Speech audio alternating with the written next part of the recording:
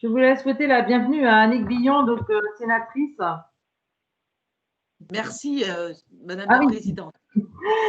Bonjour. Ravi de vous retrouver. Oui, merci encore. Oui, donc on voulait prendre un peu de temps pour échanger donc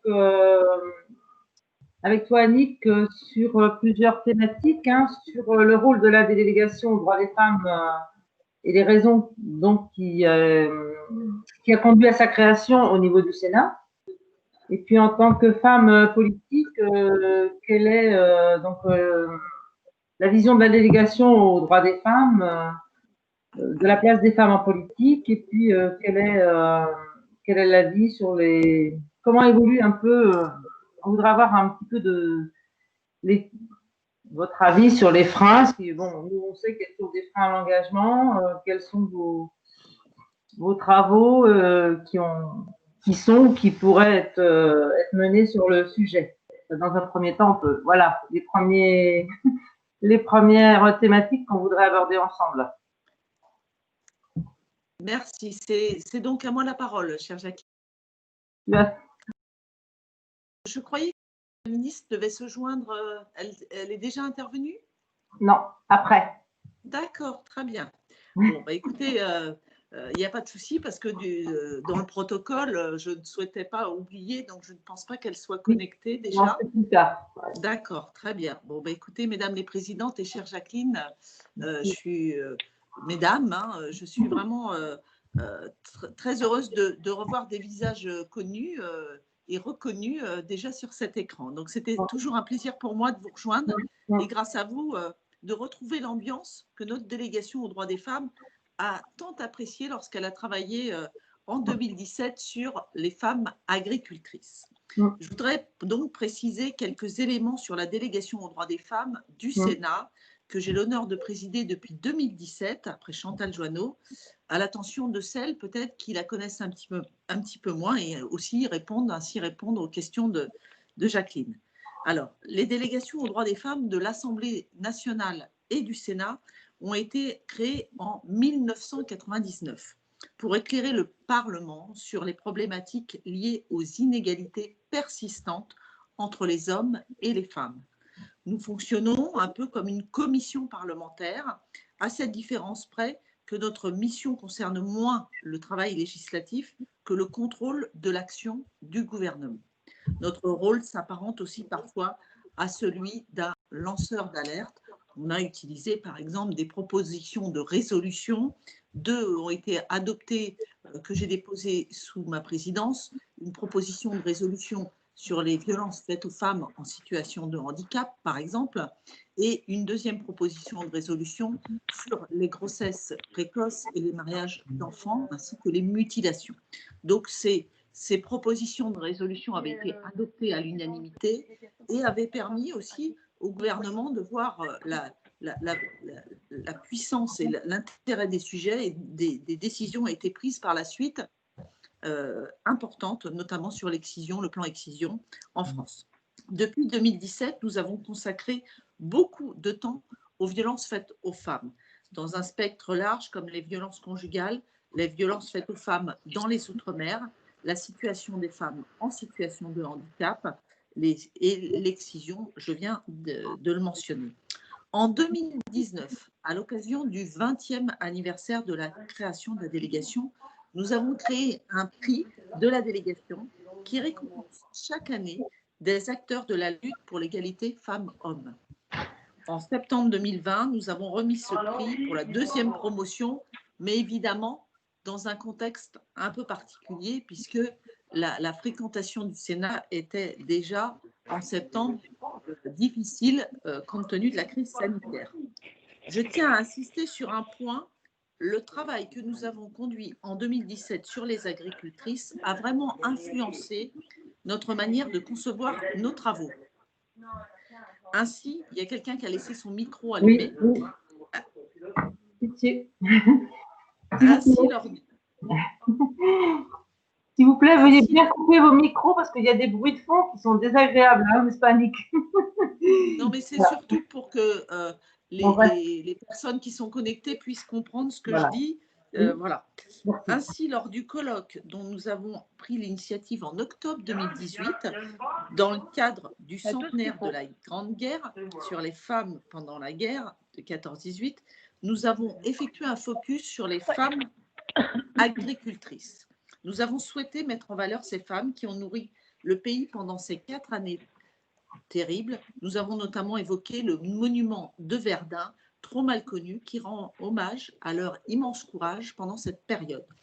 Lorsque nous travaillons sur les violences faites aux femmes, nous veillons à poser la question de la situation des victimes dans les territoires isolés qui n'ont pas toujours accès aux outils que l'on met en place dans les métropoles et dans les périphéries. Puis, quand nous avons travaillé sur la réforme des retraites, nous avons organisé une table ronde sur les retraites des agricultrices qui constituent un défi en soi car elles sont en quelque sorte un concentré de toutes les inégalités dont les femmes ont trop longtemps pâti dans le monde agricole. Les choses s'améliorent, mais évidemment pas assez et pas assez vite.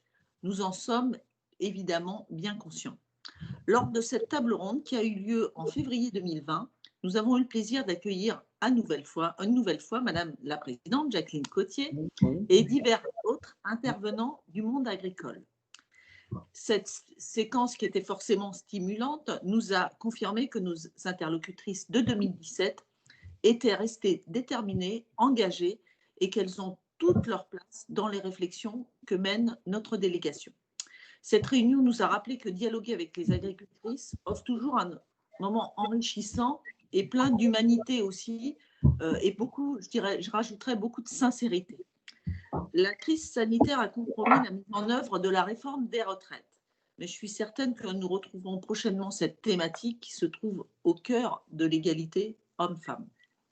L'intérêt que nous continuons à attacher au monde agricole a conduit notre délégation à choisir de consacrer l'essentiel de ses travaux jusqu'à l'été 2021 à la situation des femmes dans les territoires ruraux. Donc, je saisis l'occasion de cette Assemblée générale pour vous en informer, puisque c'est un thème qui a été retenu la semaine dernière et nous avons ce matin en commission nommé les rapporteurs.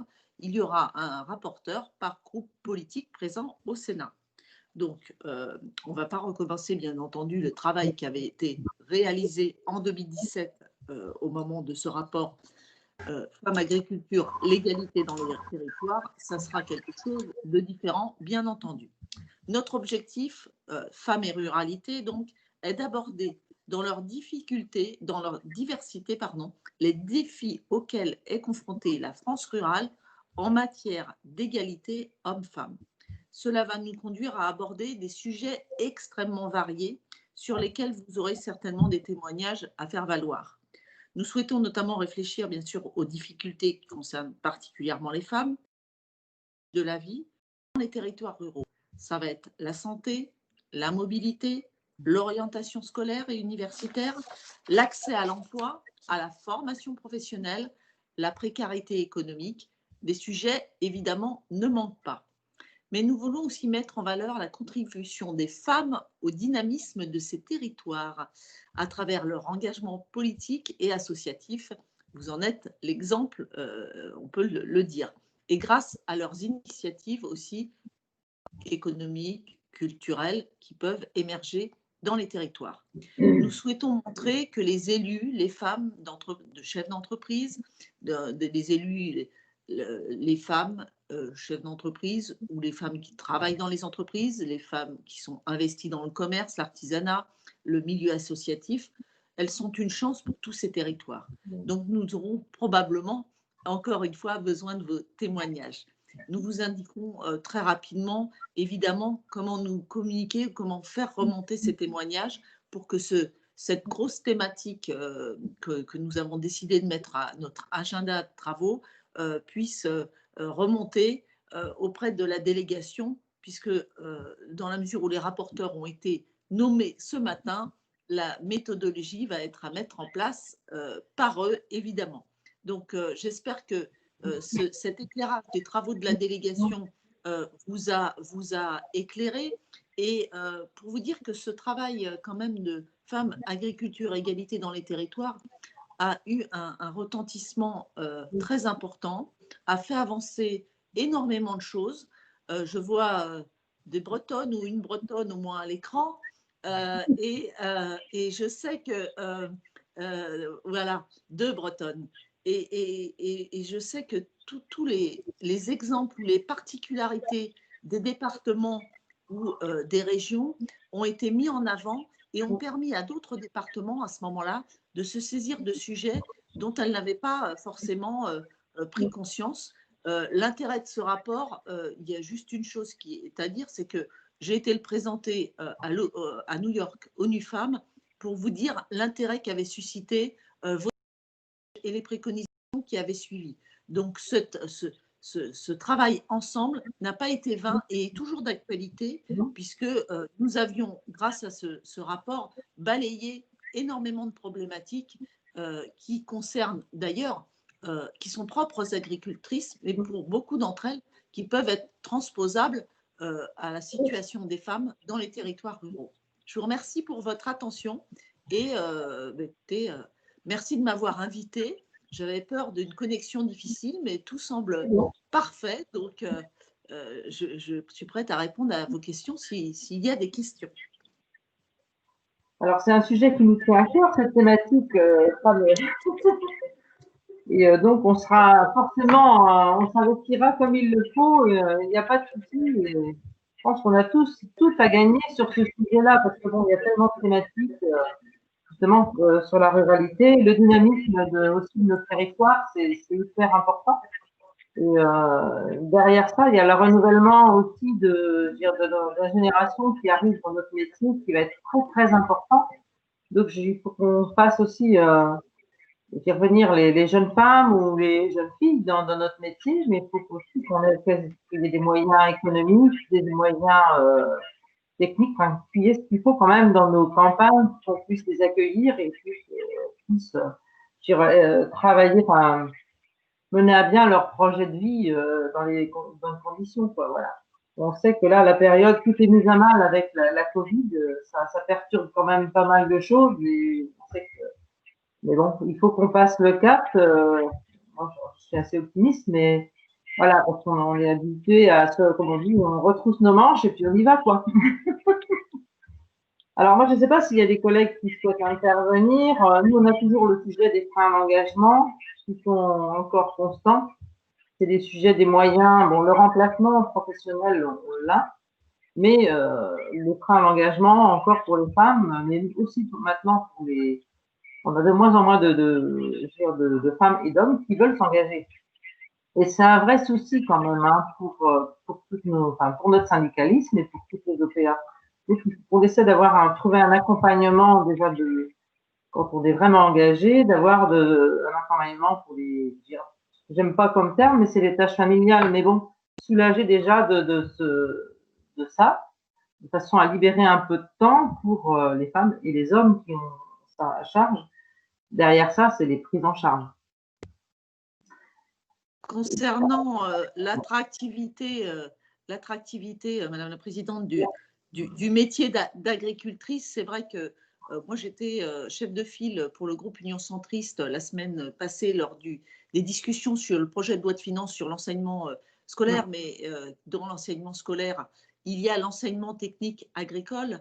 Ce qui est à regretter, c'est qu'aujourd'hui, les moyens qui sont alloués à l'enseignement technique agricole représentent 2% du budget global.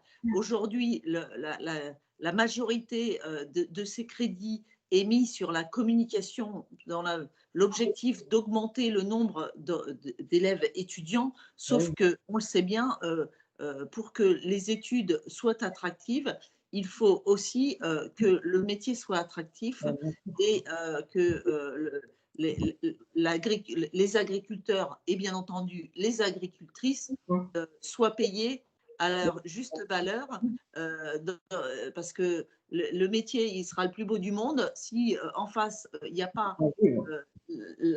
un salaire juste, une rémunération juste, ce sera quand même difficile d'orienter des jeunes filles et des jeunes hommes vers ces métiers-là. Donc c'est un sujet moi je l'ai constaté dans les maisons familiales rurales, il y a de grosses difficultés quand même de recrutement.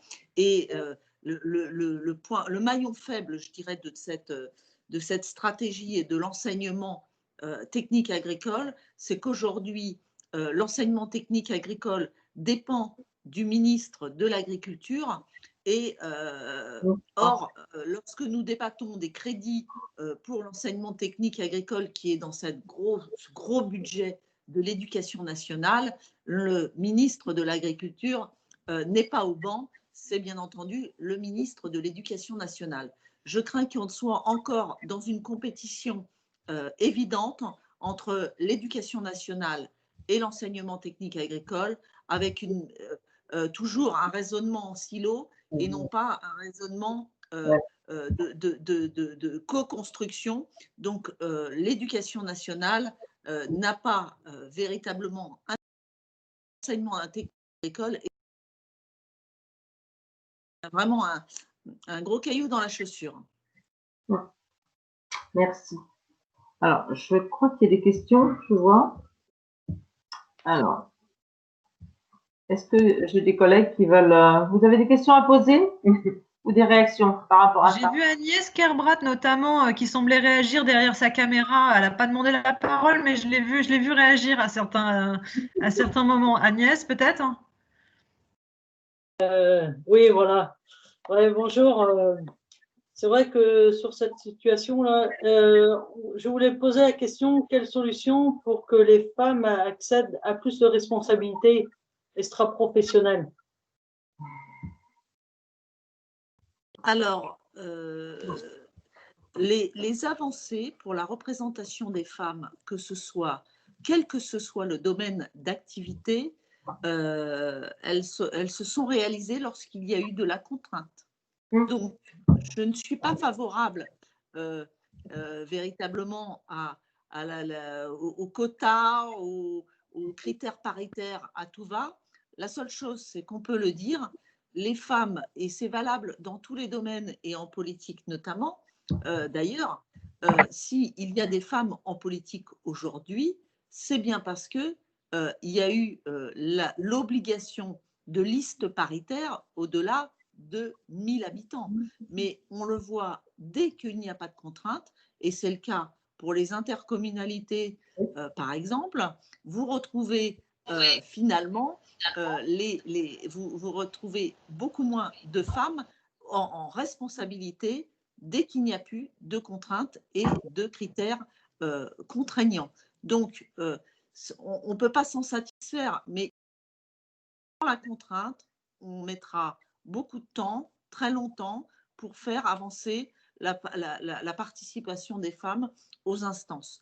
Donc, il faut un minimum de contraintes. On a mis à notre programme de travail, d'ailleurs, l'application de la loi Copé-Zimmermann qui demandait à ce que dans les conseils de surveillance, il y a 10 ans, et dans les conseils d'administration, il y ait au moins 40% de représentation de chaque sexe.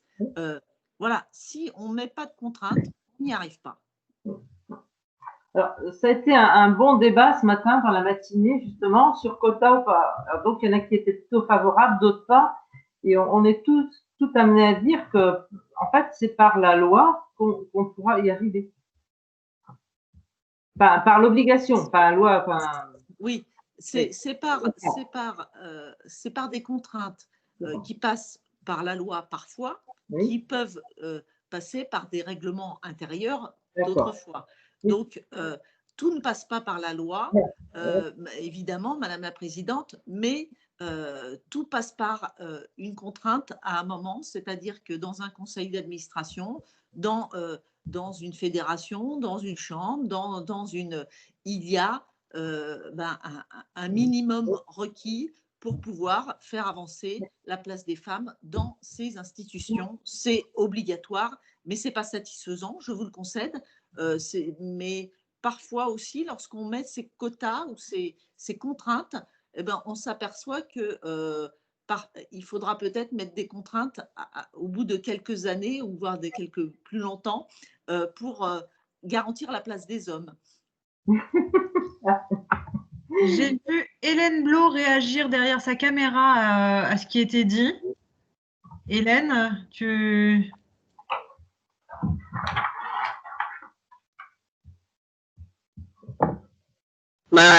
Mon micro est désactivé. Oui. C'est bon, Hélène, on t'entend. C'est bon. Bon, bien. Oui, j'apprécie beaucoup et je vois que comme toutes les autres femmes, ça n'est pas satisfaisant, mais on est obligé d'y passer. Hein.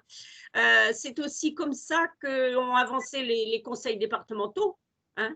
Moi, j'étais dans les premières suppléantes qui, entre guillemets, existaient sur le papier, mais n'avaient aucun droit, aucun pouvoir, et qui ont pu exister par la bonne volonté du conseil départemental avec lequel elles étaient élues. Et après, les choses ont quand même évolué, mais on est toujours dans la contrainte. Et malheureusement, je crois qu'on n'avancera pas, où que ce soit, sans la contrainte. Bien. On a Béatrice Cherrier qui voulait ajouter quelque chose, je crois. Ah. Bon, Béatrice. Voilà. J'ai un problème de micro. Juste dire que dans l'éducation agricole qui n'est pas prise en charge par l'éducation nationale, pardon, il y a aussi tout ce qui concerne l'environnement, toutes les études environnementales qui ne sont pas forcément liées directement à l'agriculture. C'est lié par toutes les contraintes qui sont dans l'agriculture, mais c'est pas, comment expliquer, c'est pas le métier en lui-même, c'est pas un métier en lui-même, quoi, l'environnement. C'est un pouvoir d'action, quoi, sur le monde exprimé, mais voilà, mais c'est quand même, ça intervient quand même au niveau, les études sont faites au niveau agricole quand même. Oui. C'est vrai qu'à ce stade, et c'est pour ça que c'est très, vous avez raison, c'est Béatrice qui vient d'intervenir, c'est ça? Et en réalité, lorsqu'on parle de l'enseignement technique agricole, pour l'éducation nationale, je pense, n'a pas une idée suffisamment claire des métiers qui y sont enseignés. Et le fait que l'éducation nationale se sente en compétition finalement avec les lycées agricoles, avec les MFR, etc., ne facilite pas l'orientation.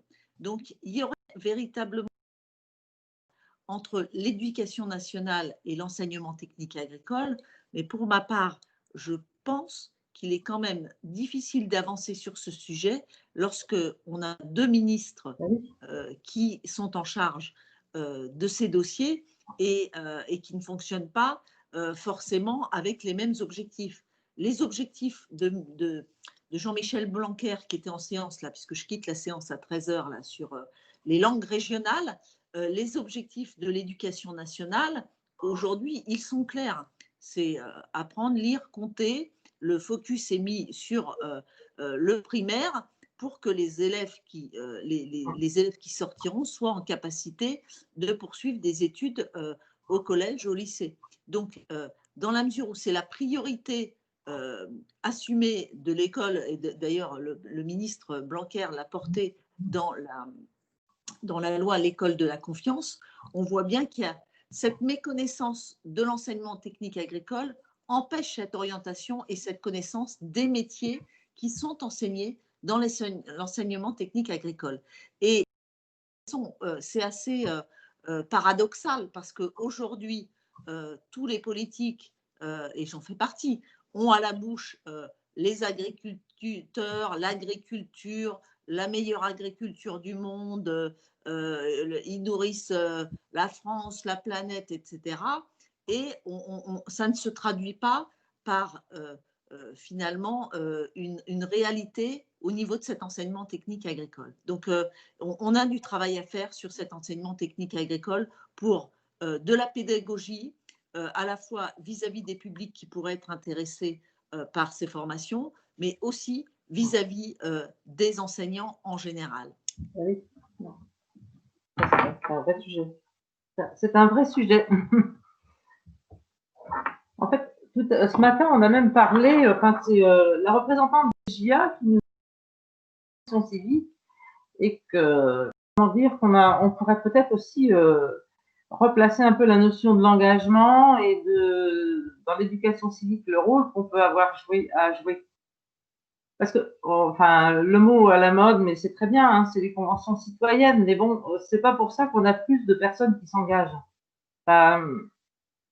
Qui pratiquent l'engagement, qui soient actifs dans nos territoires. C'est-à-dire, enfin, la Convention citoyenne, pour moi, c'est plus invisible. Tout à fait. Alors, tu as raison, Jacqueline, parce que ça fera partie d'ailleurs Femmes Ruralité, comme je l'ai dit.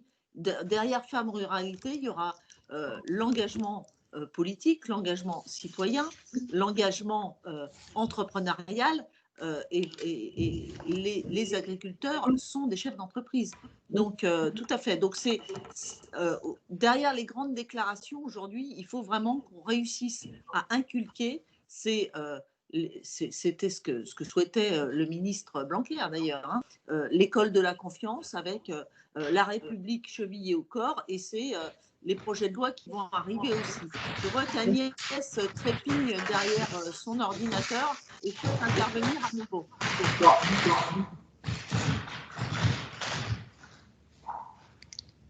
Alors,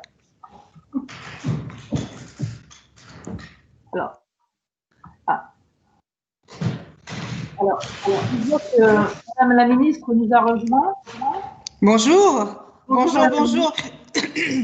Pardonnez-moi, je ne voulais absolument pas interrompre Madame la Présidente Billon, donc j'écoutais attentivement vos échanges. Bonjour, voilà, est-ce que vous m'entendez correctement? Oui, c'est parfait, Madame la ministre. Très bien. Très bien. Alors, bonjour Madame la ministre. Bonjour Madame la Présidente, comment allez-vous? Eh bien, écoutez, très bien. Merveilleux. Bon. Alors, juste une question, je crois que j'ai une collègue, Sylviane Lefez, tu avais une question pour Madame Annick Billon. Sylviane? Oui, moi, je voulais pas prendre la place d'Agnès, mais ça fait rien. On parlera après. Moi, j'avais deux réactions. C'est par rapport au CIO. Quand on parle d'orientation dans le domaine agricole, en général, les gens qui sont là, les conseillers agriculture, c'est des gros mots, ils ne savent pas. Et donc, ils ne peuvent pas aider non plus les enseignants à aider les jeunes qui veulent prendre cette orientation-là à avoir plus d'infos. Et puis, pour rebondir sur ce que Jacqueline a dit, nos jeunes maintenant ont de l'enseignement moral et civique. Est-ce qu'on ne peut pas leur parler de l'engagement, que ce soit à tous les niveaux, que ce soit associatif, que ce soit dans la vie locale, que ce soit dans la vie syndicale, que ce soit dans tous ces domaines-là? Est-ce que ce n'est pas un sujet qui peut être abordé dans ce cadre de cet enseignement-là? Agnès? Écoutez, je pense que Agnès veut intervenir peut-être. Après, on pourra répondre globalement. Ok, bonjour. Donc, moi, je veux intervenir. On parle des violences des femmes. Donc, je voulais savoir, concernant la violence sur les hommes, ça existe aussi, malgré tout, malheureusement. Donc, je voulais savoir si c'était les mêmes objectifs qu'il y a mis en place concernant les femmes. Alors, merci pour ces différentes interventions. Donc, concernant l'engagement, c'est vrai qu'on passe une année 2020 quand même assez compliquée avec des épisodes de confinement, de reconfinement qui ont mis à mal l'engagement. C'est vrai. On va s'en apercevoir. C'est à la fois l'engagement au sein des associations, l'engagement dans tous les sens du terme. Donc, il y a quand même peut-être des choses qui sont mises en place et dont on a encore les effets, et l'année 2020 n'a pas facilité, c'est le SNU notamment. Donc, il y a des choses qui sont imaginées par le gouvernement à ce stade, et je pense que Madame la ministre Elisabeth Moreno, sera plus habilitée, on va dire, à répondre à ces questions, puisque ça a été mis en place par le gouvernement. Il y a le service civique, il y a le SNU, c'est à destination des jeunes, mais comme toute mesure qui est prise, eh bien, il y a besoin d'un temps pour mettre en place, et il y a un temps aussi pour l'évaluation des résultats. Donc, il y a des choses qui existent, mais l'engagement, c'est forcément un travail du quotidien, mais qui ne pourra pas uniquement reposer sur l'éducation nationale. C'est évident, parce que l'éducation ne pourra pas répondre à toutes les problématiques et l'enseignement technique et agricole non plus. Par contre, je souhaite véritablement que sur ces questions-là, on ait un discours identique partout, dans tous les territoires en France, c'est-à-dire aussi des personnes, des interlocuteurs qui soient en capacité dispenser la bonne parole, si je peux m'exprimer ainsi, et de la même manière. Il faut vraiment que ce soit fait partout, pareil et de la même manière. Concernant les violences faites aux hommes, la loi, on parle souvent des violences faites aux femmes. Moi, j'ai envie de dire, lorsqu'on parle des violences faites aux femmes, les dispositifs qu'on va mettre en place, ce sont des dispositifs pour prévenir, accompagner et juger également. Ces dispositifs pour juger, ces dispositifs pour accompagner, bien entendu, un homme victime de violence aura un accueil dans une gendarmerie, dans un commissariat, il sera entendu de la même manière qu'une femme, bien entendu. Il s'agit pas. Alors après, il y a le regard est différent. Forcément, je vois Agnès qui n'est pas d'accord, évidemment, parce que nous avons une société qui n'est pas forcément très prête à entendre qu'il y a des violences faites aux hommes de la même manière. Bon, statistiquement, quand même, Agnès, les violences faites aux hommes représentent vraiment un minimum par rapport aux violences faites aux femmes. Et ça, c'est dans une société patriarcale qu'on peut évidemment ne pas s'en étonner. Merci. Attends, je reviens là. Agnès, il y a d'autres filles aussi qui veulent prendre la parole. On a Cathy qui attend au téléphone depuis tout à l'heure et qui me dit, Claire, j'aimerais bien prendre la parole, dire 2 mots aussi rapidement. Voilà, on va partager un petit peu les questions. Donc, Cathy, je te laisse t'exprimer. Cathy, tu nous entends? Et après, tu avais quelqu'un d'autre qui a demandé la parole, Claire? Non, on n'avait que Cathy, mais son micro est désactivé. Je ne sais pas comment on le réactive quand elle est au téléphone, en fait. Je sais pas. C'est elle qui doit l'activer. Ouais. Oui. Dans ce cas-là, en attendant, si vous le permettez, juste pour compléter la réponse de Madame la Présidente, Agnès, votre question est tout à fait valable dans la mesure où c'est quelque chose qui revient régulièrement. Je répète ce que vient de dire Madame la Présidente parce que c'est important. Moi, lorsque je parle de violence conjugale, je parle d'ailleurs souvent de violence conjugale ou de violence intrafamiliale. Parce que si je vous donne les chiffres en 2019, par exemple, parce que 2020, on n'a pas encore, l'année n'est pas encore terminée, mais sur l'année 2019, il y avait 213 000 femmes qui ont été victimes de violences conjugales et il y a 80 000 hommes qui ont annoncé avoir été victimes de violences. Je rejoins ce que vous disiez. Tous les hommes, nous sommes dans une société très patriarcale où pour un homme dire qu'il est victime de violence, c'est difficile. Donc on se doute que ce chiffre peut être réajusté. Mais je peux aussi vous dire qu'il y a encore énormément de qui ont peur, qui ont honte et qui n'osent pas parler des violences qu'elles subissent. Certaines d'entre elles ne savent parfois même pas qu'elles subissent des violences. Donc, je suis certaine que ces chiffres sont tronqués, mais en tout cas, c'est pour vous donner une idée sur la partie des chiffres. Et je peux vous assurer que tous les dispositifs que nous mettons en place sont des dispositifs qui répondent à la fois aux besoins des femmes, des hommes, mais aussi des enfants, parce que je trouve qu'on ne parle pas suffisamment de la souffrance des enfants qui grandissent dans des foyers où il y a de la violence, parce que en 2019, 25 enfants sont morts dans le cadre des violences intrafamiliales, et même lorsque on n'arrive pas à des extrêmes aussi dramatiques, un enfant qui vit dans un foyer de violence, c'est un enfant qui ne travaillera pas bien à l'école, c'est un enfant qui deviendra lui-même agressif et c'est un enfant qui, plus tard, peut aussi commettre ces violences. Donc, je veux juste vous dire que tous les dispositifs que nous mettons en place doivent répondre à tous les membres de la famille qui subissent ces violences. Et en 2019, nous avions 27 hommes qui sont malheureusement décédés dans le cadre de violences intrafamiliales. Et parmi ces 27 hommes, il y a eu des hommes qui sont véritablement décédés sous les coups de leurs partenaires. Et quand je dis partenaires, ça peut être des couples homosexuels, mais également des couples hétérosexuels. Et vous avez également des légitimes défenses de femmes, etc. Donc, c'est vraiment un sujet extrêmement sensible sur lequel je veux très rarement parler de chiffres parce que chaque vie qui part, c'est une vie de trop. Mais vous avez raison de souligner le fait qu'il y a également des hommes concernés par ce sujet. Voilà, je m'en arrête là parce que c'est un sujet éminemment important et on pourrait passer des heures à en parler. Merci beaucoup, Madame la Ministre. Je voulais, est-ce que Cathy nous a rejoint, Claire? Non, je lui ai envoyé un message, j'ai pas de nouvelles. On va peut-être laisser la parole à Oui. Madame la Ministre.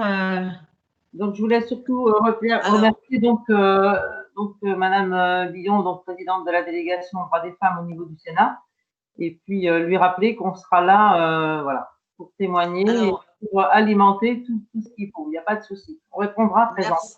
Merci, Madame la Présidente, chère Jacqueline. Je vous quitterai peut-être, je pense, juste après l'intervention de Madame la Ministre, Elisabeth Moreno, puisqu'il y a un texte qui dépend de la commission dans laquelle je siège, et d'ailleurs avec le ministre de l'Éducation, Jean-Michel Blanquer, sur les langues régionales. Je rejoins à 100% Madame la Ministre lorsqu'elle parle des enfants, et je crois vraiment qu'on a un gros travail à faire ensemble avec le gouvernement pour mieux protéger les enfants, parce que le juge Édouard Durand annonçait les chiffres des agressions ou dans tous les problèmes qu'on peut détecter de délinquance future. Les enfants qui ont subi des violences se retrouvent souvent dans des proportions extrêmement importante, et donc ça montre bien qu'il y a des choses qui se sont passées au cours de leur construction d'enfants, de jeunes adultes, d'adultes qui impactent de manière définitive souvent, et je n'aime pas ce terme définitif, donc il faut qu'on réussisse à inverser la tendance qui impacte leur vie d'adulte et leur comportement déviant. Donc les enfants restent une priorité et on doit vraiment travailler avec le gouvernement sur ce sujet. Et donc ça me permet de vous dire, Madame la Ministre, que j'ai annoncé en début d'entretien avec toutes ces femmes agricultrices que la délégation avait mis à son programme de travail qu'on avait évoqué peut-être déjà avec vous lors de votre audition, le sujet femmes-ruralité,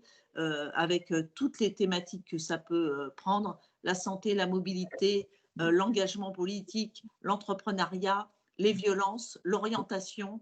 C'est un sujet extrêmement vaste et nous serons heureux de travailler avec le gouvernement et vous, Madame la Ministre, sur ce sujet-là. C'est un sujet d'envergure. Nous n'avons pas souhaité, et je le dis à Madame la Ministre, travailler sur un autre phénomène qui, par rapport aux enfants, qui est la question de la prostitution, même si nous souhaitions l'inscrire, la prostitution des enfants et des étudiants, puisque c'est un sujet sur lequel travaille d'ores et déjà Adrien Taquet, et les excellentes relations que nous avons les uns avec les autres, que ce soit avec Madame la Ministre Moreno et Monsieur Taquet, font que nous n'avions absolument pas envie de démarrer cette course 3 mois après. Donc, nous serons à vos côtés pour travailler sur ces sujets et je pense que nous serons amenés très rapidement à échanger, Madame la Ministre, et donc, chères agricultrices, sur ces sujets de ruralité et sur ces sujets, Madame la Ministre, de protection des enfants. Merci et bonne réunion et excusez mon départ précipité tout à l'heure. On comprend. Merci beaucoup. Eh bien, bonjour Madame la Ministre, donc ravie de vous retrouver. Donc, ça nous fait énormément plaisir de vous recevoir aujourd'hui parmi nous. C'est aussi vous faire découvrir un petit peu toute la diversité de notre réseau d'agricultrices. Hein. Devant vous, vous avez un réseau d'agricultrices qui viennent de toutes les régions avec des productions très diverses. Donc voilà, c'est la richesse aussi de notre réseau, la diversité de notre métier et, voilà, et de nos productions. Alors moi, je reviens vers vous parce qu'on a quelques thématiques que l'on voudrait aborder avec vous, Madame la Ministre. C'est sur quel est le rôle donc du ministère et les raisons qui ont conduit à sa création? Et quelle est votre vision donc, de la place des femmes en politique? Et quelles solutions pour que les femmes accèdent à plus de responsabilités? Je vais m'arrêter là et puis après, on va aller vers plus d'échanges. Voilà.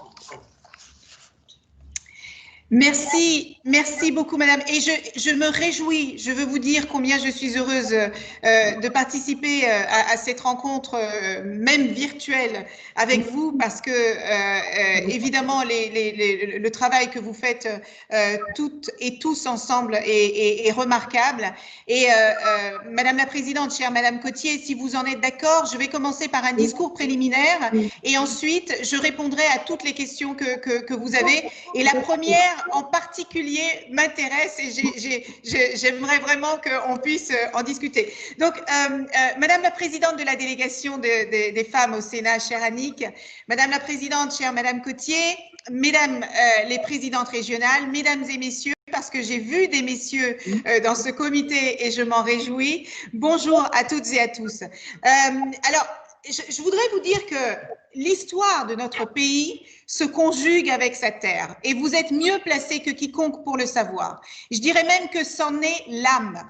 Et les agriculteurs ont sculpté sa géographie, dessiné ses reliefs et aussi, quand il le fallait, soigné ses plaies. Et derrière l'image d'Épinal du paysan labourant son champ, dans le silence des tertres, se cache très souvent une femme. Longtemps associée à un métier plutôt masculin, se transmettant de père en fils, eh bien, on se rend compte que l'agriculteur est aussi une agricultrice. Dans l'ombre, les femmes y ont toujours accompli un travail considérable. Et pourtant, elles ont longtemps été considérées comme sans profession, ne travaillant pas, mais aidant simplement leur mari dans l'exploitation agricole.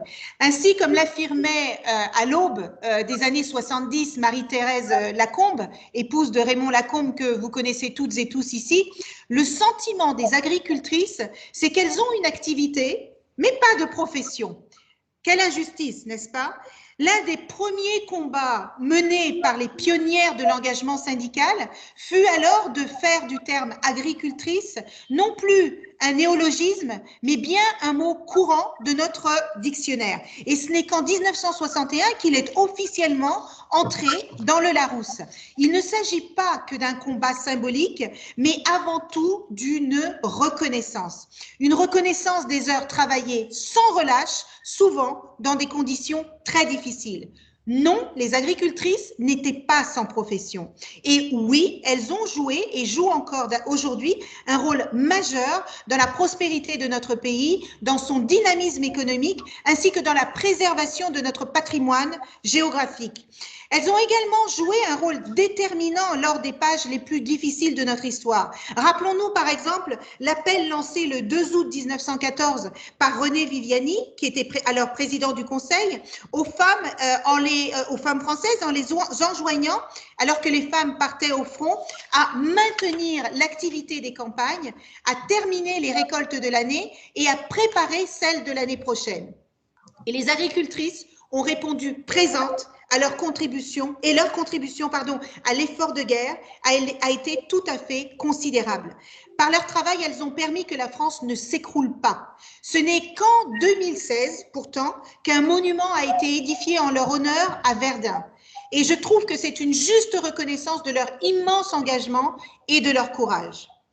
Alors, la FNSEA a été l'une des chevilles ouvrières de ce combat. Je ne vous apprends rien, vous le savez. Dès 1957, une commission féminine a été créée en Meurthe-et-Moselle et 2 ans plus tard, 18 départements en étaient dotés. En 1975, ce chiffre est passé à 63 et en 1976, enfin, une femme est pour la première fois devenue présidente de la fédération départementale.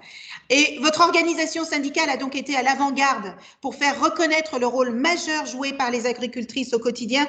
Et je me réjouis qu'une femme, Christiane Lambert, en soit aujourd'hui la présidente nationale. Je crois que c'est là l'aboutissement des efforts que vous avez engagés, mais aussi un signe de l'évolution de notre société.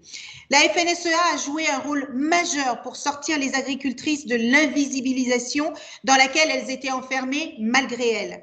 Un rôle majeur pour rétablir l'égalité, creuset de notre promesse républicaine à laquelle elle n'avait hier encore pas complètement droit. Et vous vous êtes ainsi battus pour les droits sociaux des agricultrices, qu'il s'agisse du congé maternité étendu aux agricultrices en 1977, de la mise en place en 1991 de l'assurance veuvage des personnes non salariées des professions agricoles, ou de la création en 99 du statut social de conjoint collaborateur qui a comblé un vide juridique et ainsi ouvert notamment un droit à la retraite aux agricultrices. Et ce combat que vous avez mené a permis une plus grande visibilité des femmes qui travaillaient dans le domaine agricole. Et si des grands progrès ont été accomplis ces dernières décennies, progrès dont vous avez été largement les artisans, si nous sommes passés de la femme agriculteur à la femme agricultrice, force est de constater que les inégalités subsistent entre les femmes et les hommes dans le monde agricole, comme dans beaucoup de secteurs. Et les chiffres sont là encore très éloquents. Pour vous en rappeler quelques-uns, sur plus de 460 000 chefs d'exploitation agricole, seuls 25% sont des femmes. Et c'est un chiffre qui s'élevait à 8% en 1970, mais qui stagne depuis 20 ans. Et les femmes ne représentent que 17% des salariés du secteur. Par ailleurs, qu'il s'agisse du revenu de l'exploitation ou de la surface cultivée, les femmes exploitantes agricoles ont globalement un potentiel économique largement inférieur à celui des hommes. L'invisibilisation que j'évoquais tout à l'heure, si elle s'est désépaissie, reste tout de même encore une forte réalité. Et c'est une réalité qui s'enracine malheureusement dans les stéréotypes. Si la parité est presque atteinte dans l'enseignement agricole, le choix de l'orientation reste encore trop genré. Les filles choisissent majoritairement le secteur des services à la personne, alors que les garçons optent davantage pour le secteur aménagement, travaux forestiers ou paysagers. Et cette différenciation a des conséquences négatives sur le parcours professionnel des femmes qui sont trop souvent cantonnées dans des secteurs moins rémunérateurs et qui embauchent moins, et ce, dans des conditions souvent très précaires. Et ces stéréotypes persistants qui sont à la racine de ces inégalités doivent être combattus avec force. La lutte contre ces stéréotypes doit être menée par tout le monde, les conseillers d'orientation, les enseignants, mais aussi les familles, parce que ces freins sont des freins avant tout sociétaux, parce que non, il n'existe pas des métiers typiquement masculins. Et oui, les femmes peuvent exercer toutes les activités du monde agricole, elles l'ont prouvé par le passé et elles le démontrent encore aujourd'hui. Il s'agit d'un enjeu de justice, mais aussi un enjeu de performance. Parce que le monde agricole qui est confronté à une crise des vocations, vous le savez, a absolument besoin des femmes. Depuis plusieurs années, le ministère de l'Agriculture est ainsi résolument mobilisé pour attirer davantage de jeunes filles dans les filières de production. Et nous avons également signé une nouvelle convention interministérielle à l'égalité entre les filles et les garçons dans le système éducatif pour la période 2019-2024, avec pour optique d'établir une plus grande égalité à la fois dans l'orientation, mais aussi dans la formation. Et comme vous le savez peut-être, le gouvernement a également ouvert, à compter du 1er janvier 2019, aux exploitantes agricoles la possibilité de bénéficier d'indemnités journalières en cas de maternité lorsqu'elles n'ont pas la possibilité de se faire remplacer. Une durée minimale de congé maternité est passée à 8 semaines pour les travailleuses indépendantes et les exploitantes agricoles, dont 2 semaines de congé prénatal à l'instar de ceux qui s'appliquent aux salariés. Et bien sûr, des progrès qui visent à permettre aux agricultrices de pouvoir mieux concilier leur vie professionnelle et leur vie personnelle et ainsi de faciliter le quotidien et susciter des vocations. Et c'est une ambition forte que nous partageons avec Julien de Normandie. J'ai néanmoins conscience que les difficultés et les inégalités tenaces demeurent, qu'il s'agisse de l'accès au stage, de l'accès au foncier pour les agricultrices non héritières, de l'accès aux moyens de production ou de l'accès au financement. Le chemin est encore plus difficile pour une agricultrice qu'un agriculteur. Et dans ce contexte, les femmes s'installent souvent plus tardivement que les hommes et elles s'orientent vers des plus petites unités de production. Et évidemment, par ricochet, la viabilité et le rendement de leur exploitation agricole sont souvent inférieurs à celles de leurs homologues masculins. Nos marges de progression restent donc encore très importantes et la clé de la réussite pour une agriculture plus féminisée repose, je le crois, sur une myriade de mesures. Il est essentiel en amont de déconstruire les idées reçues, mais également de briser les autocensures. Et en aval, nous devons soutenir davantage l'entrepreneuriat agricole féminin. Les combats de demain ne sont pas ceux d'hier, c'est vrai, mais ils sont extrêmement importants et je suis heureuse de les porter à vos côtés.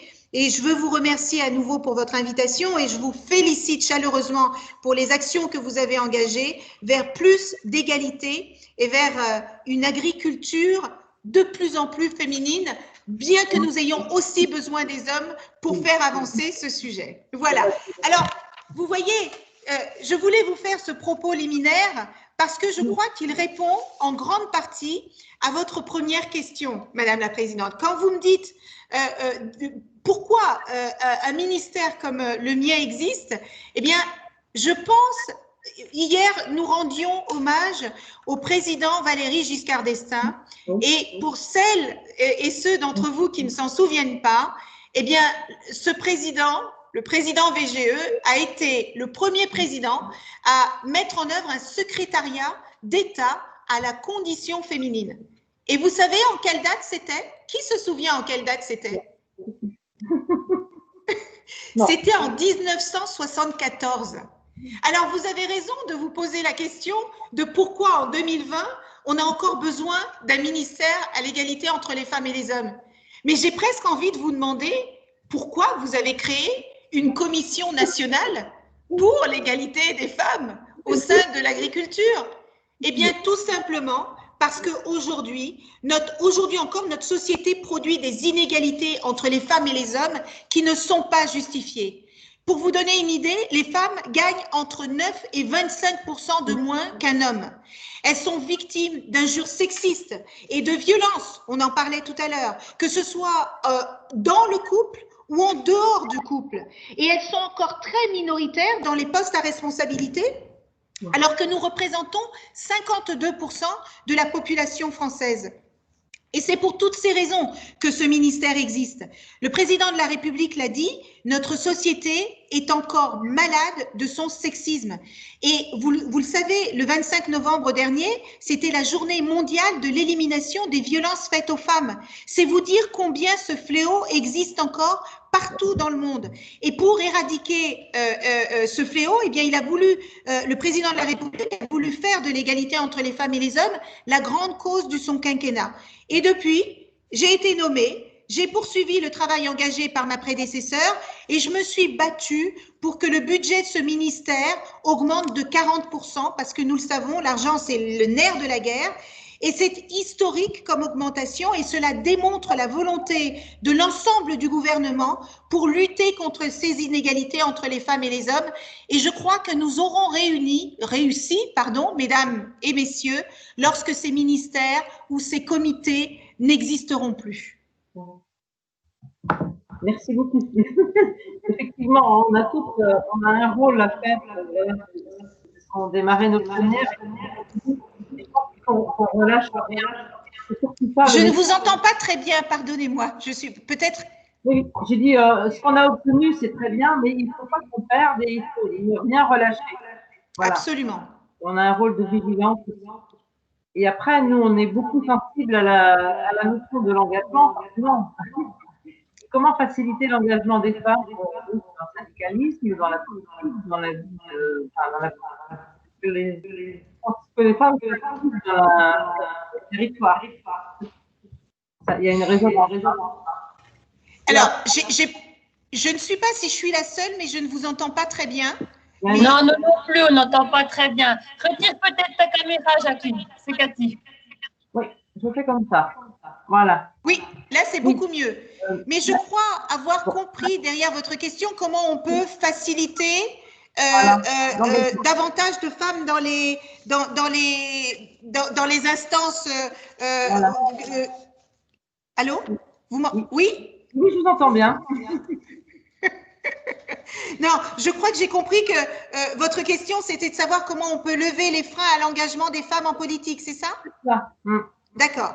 Et c'est une question éminemment importante parce que pour ceux d'entre vous qui ont vu mon parcours, vous savez, moi, je ne viens pas du monde de la politique. J'ai passé toute ma vie dans la société civile. J'ai d'abord travaillé dans la justice. Ensuite, je suis rentrée dans le monde du bâtiment. Ensuite, je suis rentrée dans le monde des nouvelles technologies. Vous voyez que des métiers très, très, très féminins.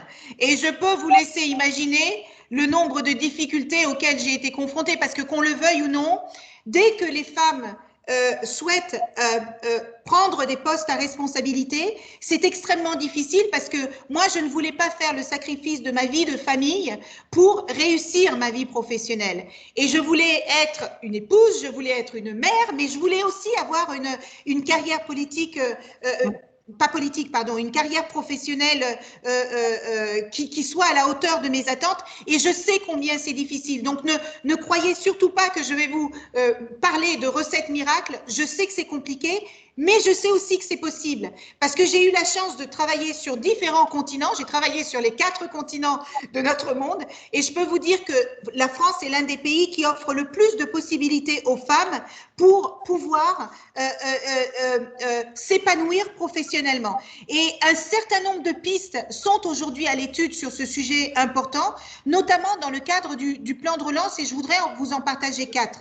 D'abord, l'accès au mentorat pour les jeunes femmes au travers d'un programme spécifique de mise en relation des mentors potentiels et des femmes qui souhaitent être mentorées, qui va leur permettre d'élargir leur horizon en fonction de leur ambition et de leur talent. Parce que plus on prendra ces jeunes femmes tôt, plus on les aidera à se développer. Ensuite, il y a l'extension du nombre de bénéficiaires du dispositif des cordées de la réussite en milieu rural, qui doit bénéficier en premier lieu aux jeunes femmes désireuses d'accéder aux filières d'excellence de l'enseignement supérieur. Pour celles d'entre vous qui ne savent pas ce que c'est que les cordées de la réussite, eh bien, ce sont des jeunes qui ont réussi dans leurs études, qui ont pris les bons réflexes, qui savent comment ça fonctionne et qui vont tendre la main à d'autres jeunes pour pouvoir avancer. On a également la mise en place de programmes spécifiques en faveur de l'inclusion numérique et la mobilisation de ressources financières additionnelles pour accélérer la couverture très haut débit des territoires. Et moi, je connais bien le numérique et je crois qu'il peut et doit devenir un levier très fort de l'émancipation économique et culturelle pour les femmes issues des milieux ruraux. Et enfin, le renforcement du soutien aux associations au milieu rural est très important, notamment sur le thème de l'égalité des chances, mais aussi de l'accès à la culture. Parce que moi, je crois à ce triptyque gagnant, les politiques publiques, les associations, et je mets dedans les syndicats, et les entreprises. Je pense que c'est le travail de ces 3 structures qui permet de faire avancer tous les sujets sociétaux auxquels nous sommes, ou les transformations sociétales auxquelles nous sommes aujourd'hui confrontés. Ok. Alors, merci beaucoup. Merci beaucoup. Alors, moi, très sensible. Alors, moi, je vous dis avec la thématique qui nous parle l'actionnaire. Je vais essayer. Voilà. Jacqueline, on a un écho qui est terrible. Voilà. Mieux, Non. Là, je ne peux pas faire mieux. Ah, c'est très mauvais. Moi, j'ai retenu sur l'actionnaire. Je me faciliter l'engagement.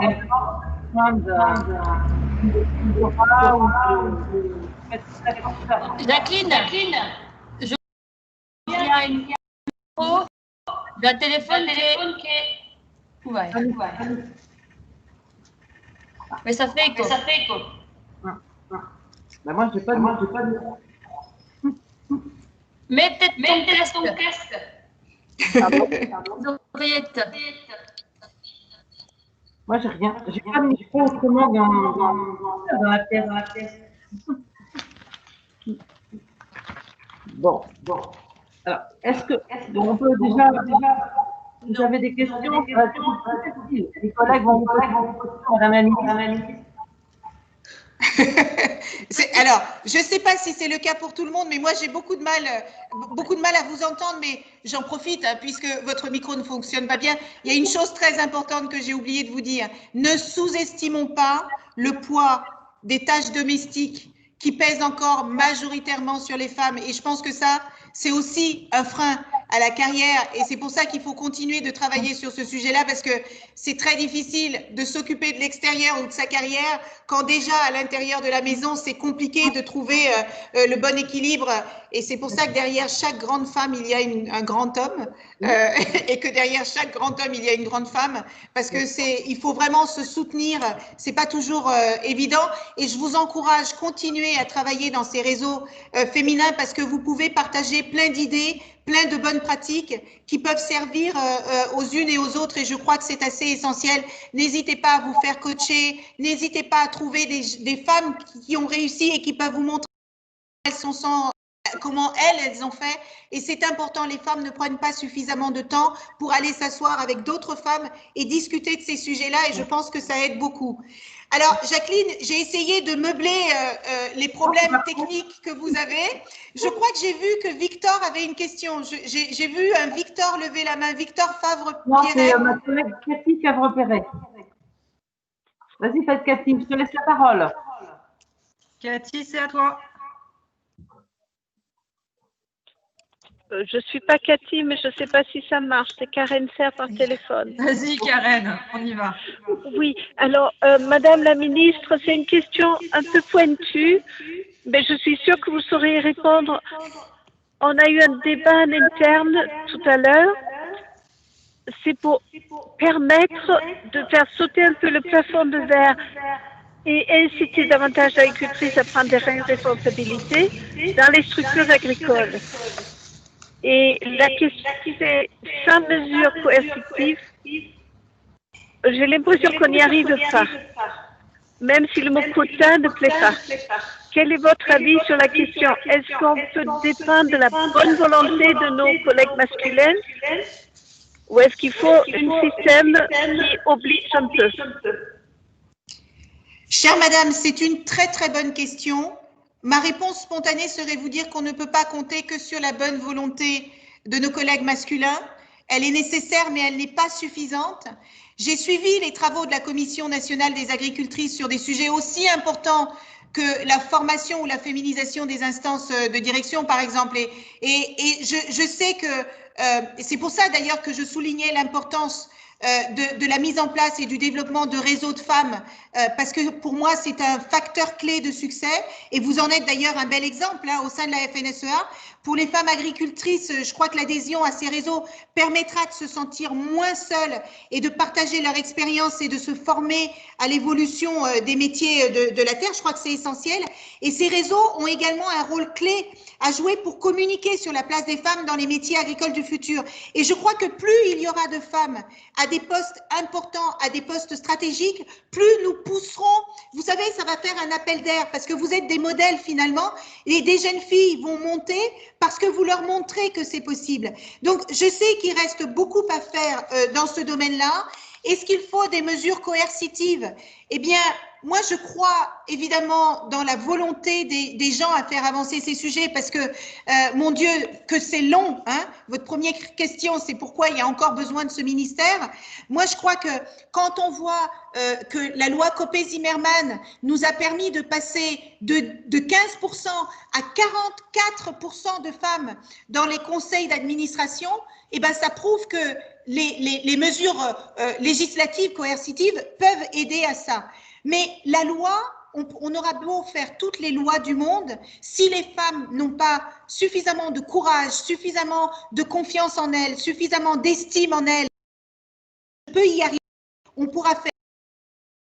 Ça ne fonctionnera pas. Donc moi, je suis tout à fait favorable à pousser pour avoir plus de femmes dans le secteur agricole, dans le secteur scientifique, dans le secteur technologique, dans tous les secteurs, parce que c'est en ayant plus de femmes que les jeunes filles pourront se dire que c'est possible et qu'on arrivera à combattre toutes ces inégalités qui existent aujourd'hui. Donc, mesdames, en gros, je compte sur vous pour donner l'exemple et vous êtes au bon endroit pour le faire. Merci beaucoup, Madame la Ministre. On va peut-être passer la parole à Françoise Liébert, qui est haute fonctionnaire au niveau du ministère de l'Agriculture. Merci beaucoup. Françoise. faudra réactiver votre micro.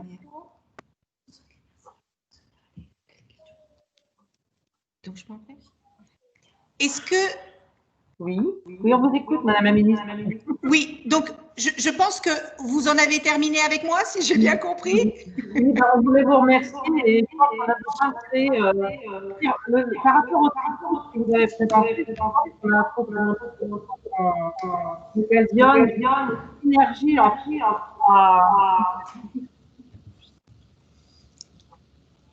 Alors, des services publics, des associations et puis des entreprises, c'est bien ça. Je pense qu'il faut créer une synergie. On pourra vous en expliquer. Alors, je n'ai pas tout compris, mais j'ai entendu l'essentiel. Le triptyque État, association et entreprise, c'est le triptyque gagnant et moi, je serais ravie que vous m'aidiez à porter ce sujet-là. Voilà. Ces synergies-là sont essentielles parce que personne ne peut réussir seul sur un sujet aussi important. Donc, vos propositions seront toujours les bienvenues, mesdames et messieurs. Merci, Madame la Ministre. Merci infiniment. Je vous souhaite une bonne continuation et à bientôt peut-être. Et prenez soin de vous et je vous souhaite quand même de belles fêtes de fin d'année malgré les moments difficiles que nous vivons. Prenez soin de vous. Merci. Merci. Au revoir. Au revoir.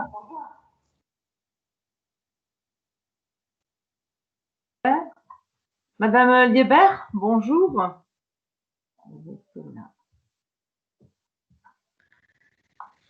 Jacqueline, je ne sais pas du tout. Elle était connectée tout à l'heure et au moment de sa prise de parole, je ne sais pas ce qui s'est passé. Elle a dû se déconnecter.